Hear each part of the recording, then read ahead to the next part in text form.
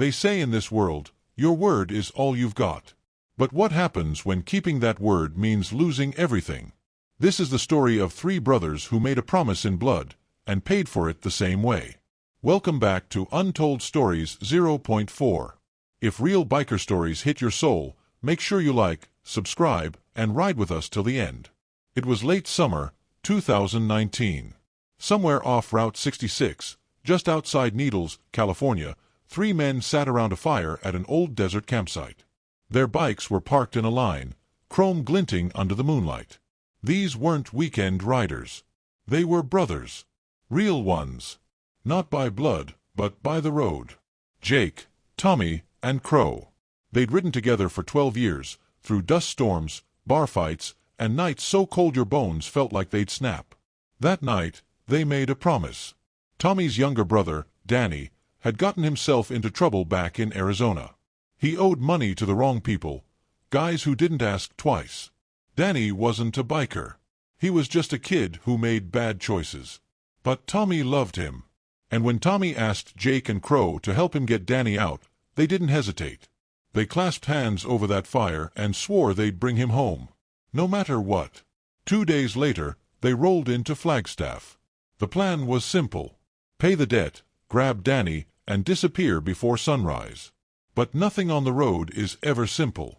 The guys Danny owed weren't just dealers, they were connected. And when Jake, Tommy, and Crow showed up at that warehouse on the east side, they walked into something bigger than they ever imagined. There were guns. There were threats. And there was a choice.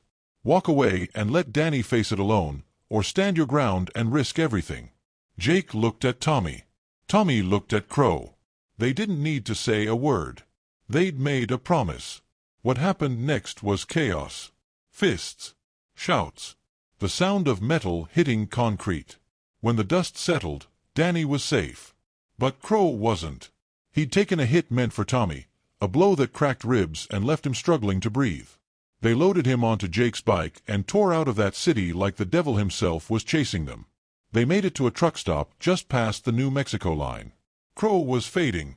His breathing was shallow, his face pale under the fluorescent lights. Tommy held his hand while Jake called for help.